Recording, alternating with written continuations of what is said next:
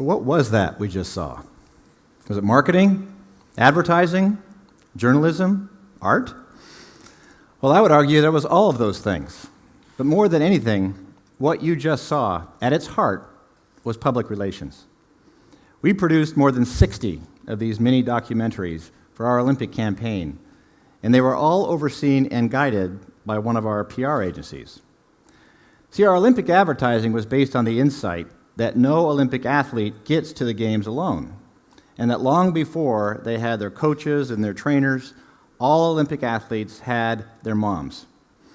So the Raising Olympian series took that same concept, and it brought it into the real world, proof that the story we were telling in our advertising was true. Now, the real world, the world of facts, action, and real stories, of authenticity, is your world, the world of PR. And we call PR earned awareness and persuasion, and that's exactly what it is. It's the art of taking the company's message and translating it into a context that can earn its way into news stories and ignite two-way conversation that earn people's attention and trust in social media.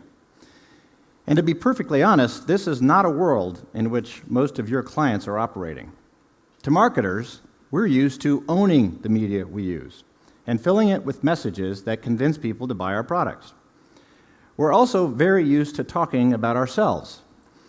In fact, our idea of a conversation is, enough about me, what do you think about me? And that's a problem, because the world in which we live now is increasingly a world where authenticity, real storytelling, and a two-way dialogue is paramount. We are all brand builders, and branding is important, but branding is what you say about yourself. Reputation is what others say about you. And now more than ever, what others say about our company and our brands is what really matters. So that's why I have a challenge for you. Take the leadership role that your discipline deserves. We need you to bring big and brilliant creativity to the table and help us lead brand building teams as strategic partners. Now, this means you're going to have to push back on us. Help your clients see the world through the eyes of reporters who will tell our stories, or fans and followers in social media, from the perspective of an audience that we must earn. Now, you can help us build trust, tell our stories, and build reputation in a way that we simply cannot do for ourselves. Now, half of the awareness that we got for our Olympic campaign was awareness that happened through earned media, through media placements and social media. And we were able to do that work because the PR work was creative, it was engaging, and it was tightly interwoven into the insights and strategy of our program. And that's where our industry is going, and that's where we need you to help take us. But let me let you in on a little secret. We're going to fight you every step of the way. Your clients will want to tell stories that feel like marketing stories. They'll want to fill content that you create with product messages, and they'll want to talk about themselves nonstop in media. Posts like, enough about me, what do you think of my shoes? So if you produce something that we love, beware, because it probably won't succeed with the audiences that really matter. Not your clients, but reporters or consumers. Now, we also need your help in that gray area between marketing and advertising that is growing every day. Media partnerships, content creation, and branded integrations. I'm going to show you two integrations. Same show, same topic, but check out the difference between 2010 and 2012. All right, Hoda joining me. Well, the difference between the two segments is not what NBC gave us, but what we earned. In both cases, our Olympic ad buy entitled us to a segment on the plaza and one message. In the first case, it translated to about a minute and a half, and Al couldn't wait to get to the weather. But in the second case, the segment was driven by our PR agency. They approached the segment with the same assets as they would have brought to any earned segment, a huge group of athletes, their moms, and a chance to break the big news. And the results? A 6-minute segment that hit every one of our messages. And they played a 1-minute commercial for free. So the difference wasn't Matt and Al, but that we provided the assets that made Matt feel like he was getting a great segment, and he was. Now, the other place that earned media paid off for us big time with the Olympics was in social media, especially video. That 1-minute video you saw in there turned into 75 million YouTube views. And our engagement on social media went through the roof, with an 89% increase in people talking about us on Facebook and 370 million Twitter impressions. We owned the Olympic conversation about moms. And best of all, that conversation, the thing that you all do so well, was enthusiastic and overwhelmingly positive. But the most important part of our Olympic success in London was the narrative, which was not led by our creative team, but by one of our PR agencies. Our narrative allowed us to tell an authentic story to reporters, and one that would resonate with consumers in social media. The elevator speech version goes something like this. On the surface, P&G may not seem like we have much to do with the Olympic Games. After all, we make soap and toothpaste and shampoo. Everyday products that we hope make people's lives around the world just a little bit better. But here's what we do know. No athlete gets to the Olympic Games alone. And if we only sponsored athletes, we'd be forgetting the very person who made it possible for them to compete in the first place, Mom. And moms are something we know a little bit about. That's why we're thanking, serving, and celebrating athletes, moms, and families in London, and raising $25 million for youth sports over the course of our 10-year partnership to help moms everywhere support the most important athletes in the world, their kids. Narrative is really a mix of storytelling and strategy, the story arc of your campaign. Now, actually writing the story allowed us to crystallize our own story, and that led to a strategy that inspired great creative execution and smart integration across paid and earned media. This flow from narrative to strategy to creative and finally integration is a template for the leadership role that PR can play if you take the role that your discipline deserves. So do us a favor, push us, challenge us, make us think about the audience that we need to reach and how to truly engage them in the real world with authenticity and brilliant storytelling. We may fight you on it, but if you can use those famous PR powers of persuasion to take us where we need to go, we'll all win. Thank you.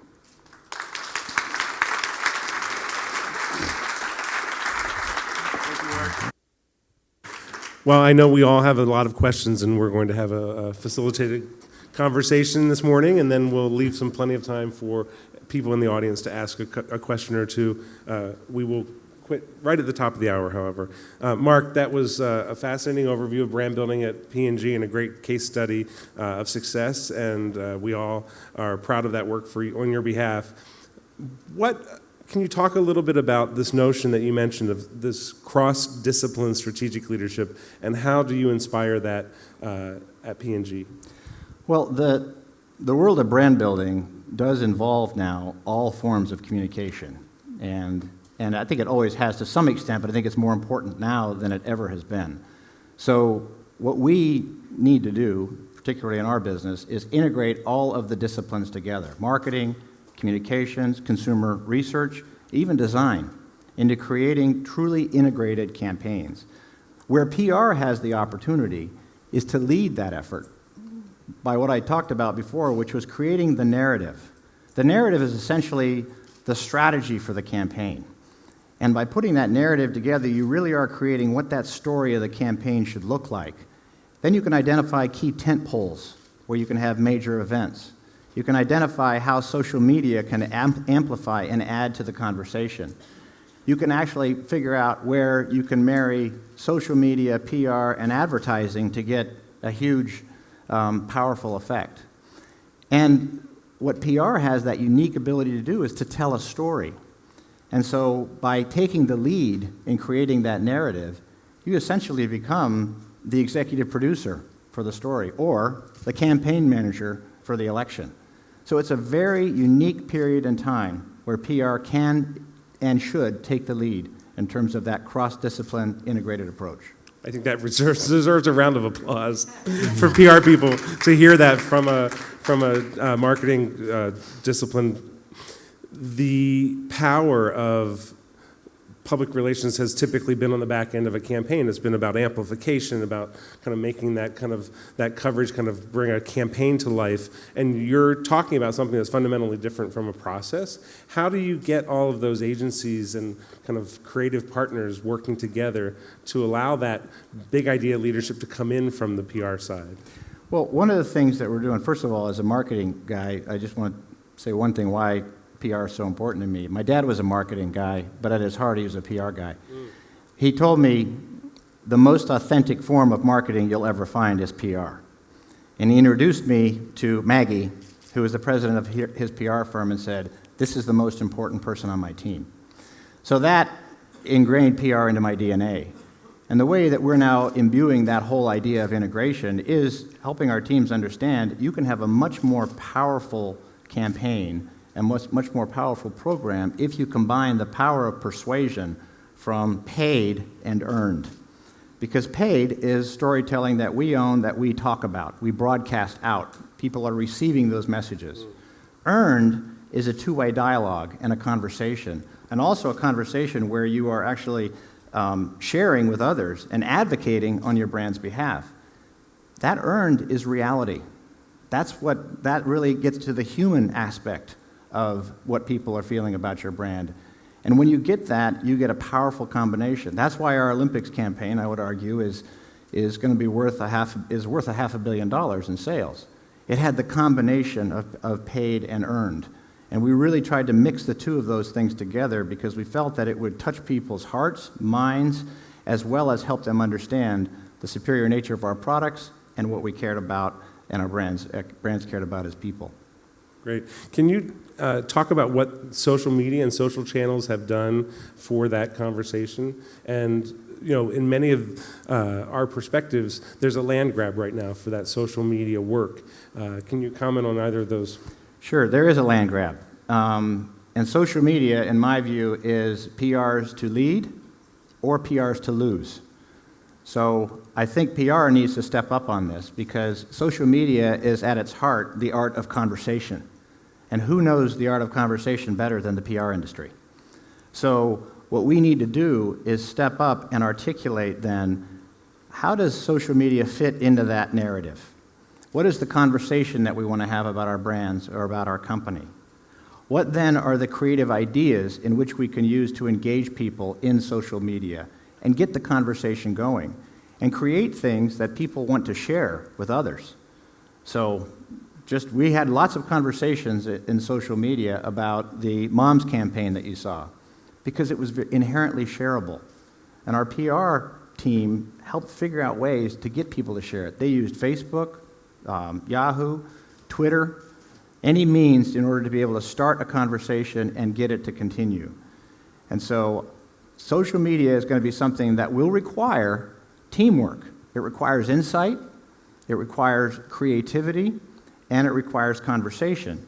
So it will require creative agencies, digital agencies, consumer agencies, as well as PR. But if PR can step up and articulate that strategy, bring the content, and demonstrate how to integrate that, I think the PR can lead that very effectively. Great. Can you talk a little bit more about creativity? Traditionally, again, it's not a role that's been in a PR agency, but in the last several years, most agencies are now adding the specialism of creative director. What are you seeing with that new influx of kind of creative spirit? Well, first of all, I think that PR maybe has sold itself short. It's actually a very creative industry and does a great job of figuring out how to engage people in authentic stories and be able to convey those to others. So I think that we probably should kind of lose that inferiority complex and recognize just how creative we really are. But I think what we can do is go a lot further. Because if you think about creativity in the PR front, again, it's about reality. And reality brings some really creative, real things that happen are actually a lot more interesting than made-up stuff. I mean, how many times have you said, we couldn't make that up? So I think the key is to find those reality-based aspects and bring them to life. So think of yourself as documentary filmmakers. That's exactly what we did with the 60 series on Raising an Olympian. We also did a whole bunch of those on Tide and what your colors countries meant to you on Tide. We have something called the news desk on Tide where we kind of operate on a day-to-day basis. And that involves a lot of creativity. So think of reality-based creativity so you can earn things and then work with your creative partners on the paid side and let them create the great ads and the movies that go along with that. Scientific communications is another area that I would focus on, and some of our folks, Kelly Vanass is in the market here. For our brands, which are everyday brands, people don't think about them very much, but they can actually be quite interesting in terms of the science behind them.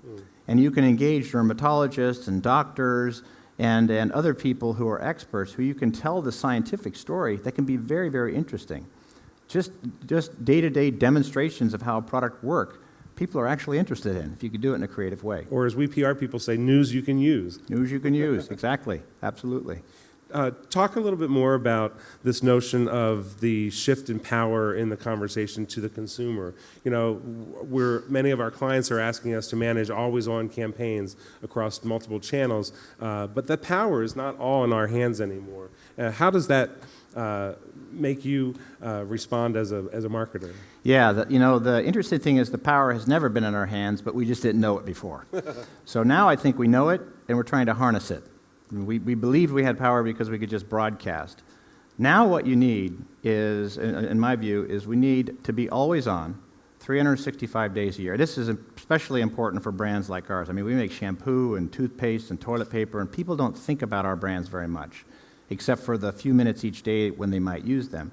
But what we have to do is to make sure that we're always a little bit top of mind. So when they use the product, they're remembering something that we said, or when they're going to choose the product, they're remembering what we've said. That has caused us to create what we call a news desk. And we literally went to USA Today and observed how the news desk operated. This is Tide that actually started that.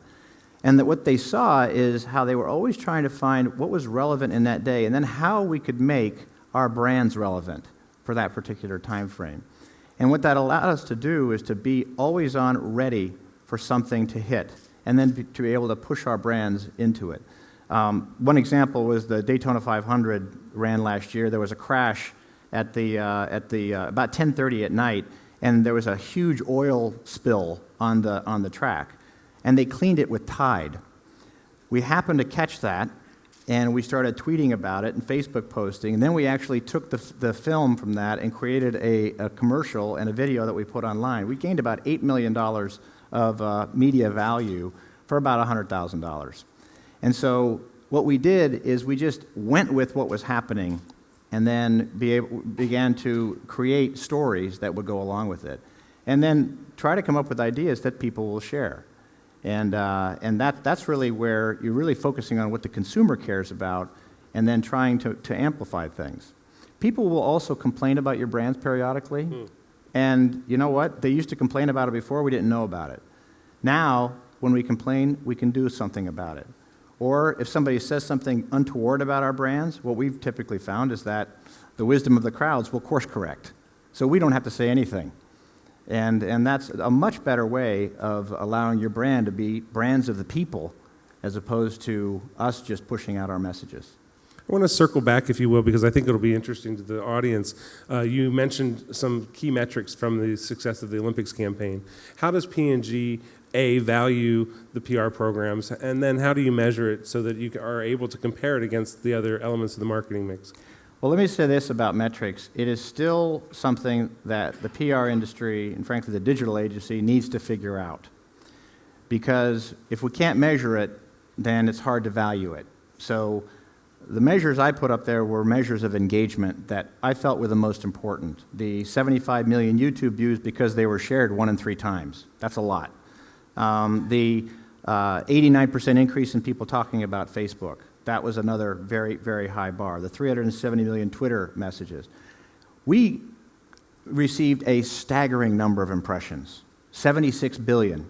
So many impressions, I don't even know what to do with it because it's so many, but I don't know whether those impressions really created persuasion. So while we look at impressions, it's still a very, very blunt instrument. And my challenge to the industry is to figure out how can you make sure you can measure something so what you get in PR is as persuasive as what you would get in an ad. When we can create that, we have the holy grail, because then you will see ad dollars shift. into the PR area, because then we will know that that is as persuasive as what we can do with an ad. That's what I'm seeking, at least, and I'm hoping somebody can help me. Excellent. I think there's a lot of people that are willing to help use some of those dollars in a wise way. I know moms are really important to P&G. At Citizen Relations, we just completed a global study of millennial moms and how they use their influences, their parents, their grandparents, the internet, peers. What are you seeing in the marketplace around the world? P&G is the master global marketer. What are you seeing around the world in terms of nuance between developed and undeveloped countries, in terms of use of social media and other influencer channels that would be part of the PR domain? Well, the thing about the developed versus developing is that I'm starting to not see any distinction at all. In fact, if anything, I'm seeing some of the developing markets leap developed in terms of how to really use things like mobile as a means of creating connections with consumers. And it's really leaping beyond TV and some of the other digital areas. So it's very ubiquitous, and I think that we can start to kind of remove that distinction by and large. Now, back to moms for a second. We're in the business of moms, and so I'm glad to hear you've done that nice study. And so what we really try to focus on, though, is moms are a great network, obviously. So we're creating some programs where we can bring moms together into different communities that can help not only amplify, but create their own content to be able to connect to our brands. Pampers would be a good example of that. Excellent. I understand that tomorrow is the anniversary of 175th anniversary. It's a massive milestone for P&G. Congratulations. How do you plan to make the next mark for P&G in the next 100 years? Wow. Well, I'm kind of focusing on the next year right now. Okay, 1 year at a time. But that's okay. I mean, that's the thing about P&G that is great is it has a very, very clear way of doing things in terms of really deep consumer insights into what consumers need and want. We create superior performing products from that meet their needs. We communicate that superiority in many different ways. We try to get mass awareness, which is why I'm so focused on getting mass awareness from the PR front, and then make those products available everywhere so we can consistently, year in, year out, create big, wonderful brands like Pampers and Tide and Ariel and Olay and so forth. So we're going to keep focusing on that model, but what it requires is really identifying what is today's way or tomorrow's way of being able to be effective. So mass awareness and persuasion is one of our core ways that we do business. But we now have to shift from, and we have been shifting, from the TV broadcasting into the earned area of PR and digital and social media. So we're really focusing on that, and what I'm hoping to do is, with our business and with our partners, is create that model that really turns earned into mass and make it as powerful as paid. If we can do that, I think we will be creating something that will help this business be exceedingly successful into the future. It's very powerful to hear, again, this quantum shift of the power into the PR discipline is really music to all of our ears. Your presentation, your opening remarks, talked about those organizations out there that don't have that same kind of philosophy or don't embrace PR. You said push back, challenge. What are some examples of how you've been challenged, and how can we help these folks push their clients or push their C-suite in the area of PR? I'm glad you asked that, because the people that we all work with, you all work with too, they're smart, willing people, but they don't know what they don't know. And so I think what I would advise the PR industry leaders to do is help them know, help them see what you see so they can do things. First of all, I would also say, go to the leadership level. Go to the president, the general manager, the CEO levels. Don't play at the lower levels, okay? Because the leadership needs to understand and embrace this and then be able to translate it lower. Now, I can remember several times throughout my career. I can remember at the Cosmetics, Toiletries, and Fragrances Association meeting when I was a general manager on the CoverGirl business, and I went there with no news. This is where all the beauty editors and publishers were there, and I showed some great advertising, was feeling really happy, and one of our PR presidents, the team came up to me and said, hey, I hate to burst your bubble, but you are the emperor and you have no clothes. They don't care about your advertising. They care about product news, and you need to have that. Beauty editors want to know what products you have, so we need to figure out how to get that and create that program. I can remember when several of our internal and external have talked to me about, here's what reporters are looking for. Okay, reporters are good people doing a job. They're looking for a story. They're looking for the conflict on which a story turns. Here's what they're looking for. Here's how you can help them. Those kinds of insights help us get into the shoes of reporters, the shoes of bloggers, of the consumers. So what we then can do is figure out how to most effectively communicate with them. And that's really done by folks who are experts. You're experts. You've been reporters. You've been in the broadcast booth. You've been executive producers. So bring that insight into the leaders of the companies and your clients, and you will be effective because they will then see the power, and they will understand because they've seen it themselves. They're watching the news every night.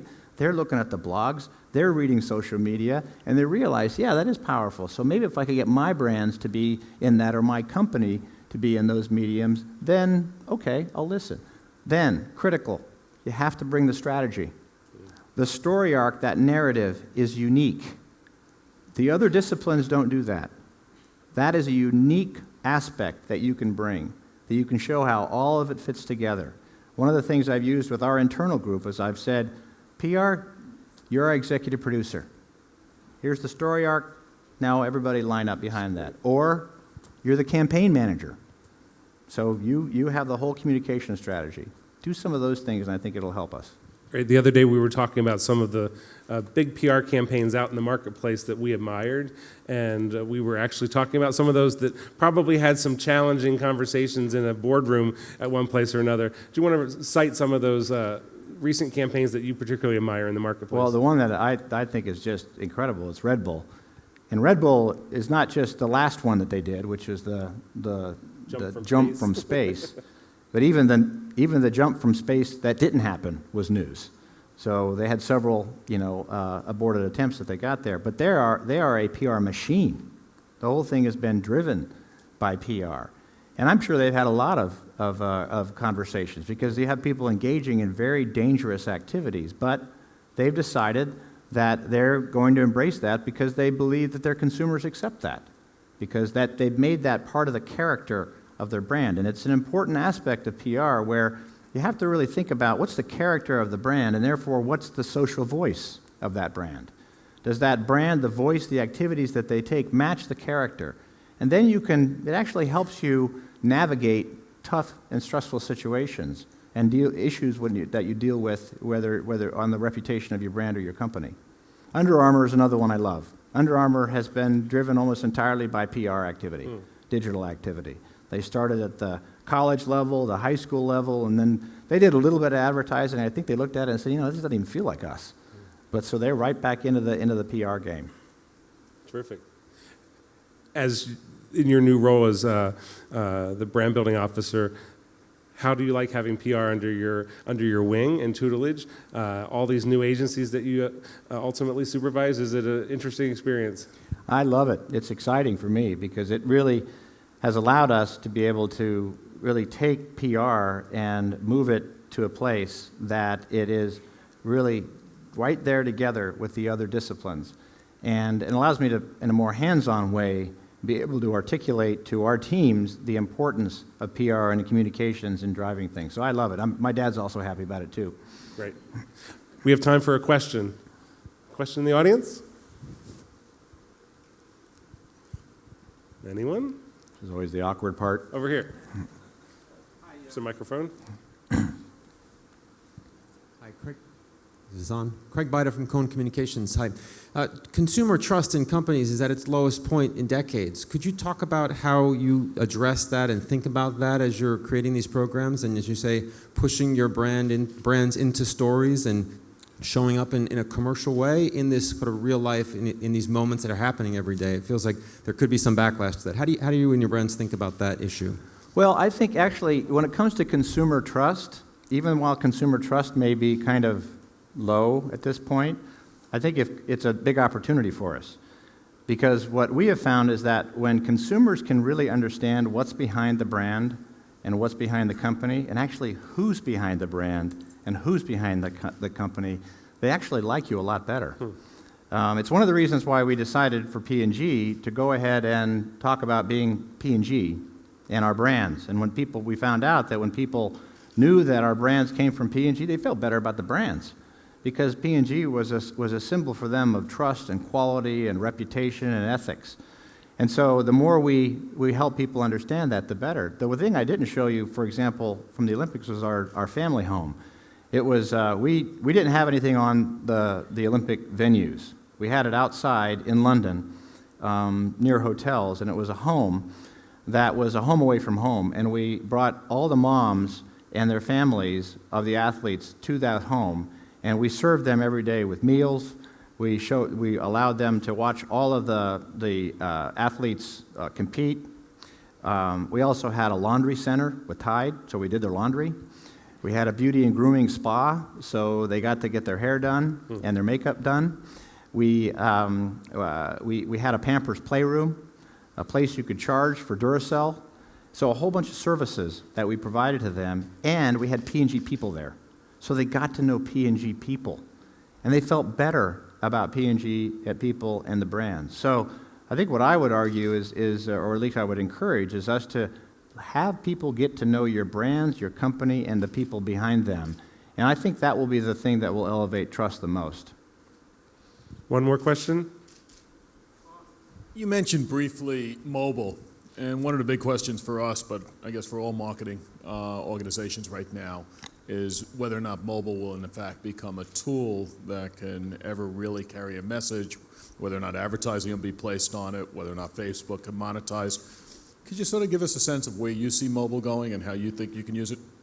Yeah, I really see mobile as a core engine for communications. It's already an engine for one-to-one communications, which is why I think if we can capture that and make sure it's brand-to-brand communications, company-to-company communications, but also social media amplification. Because if we can get people to share from their mobile phone to the mobile phone, either a message or a piece of content, then I think it can become a real mass medium, so to speak. We see that mobile phone being something that we're using around the world in places as far-flung as Nigeria and in villages in China.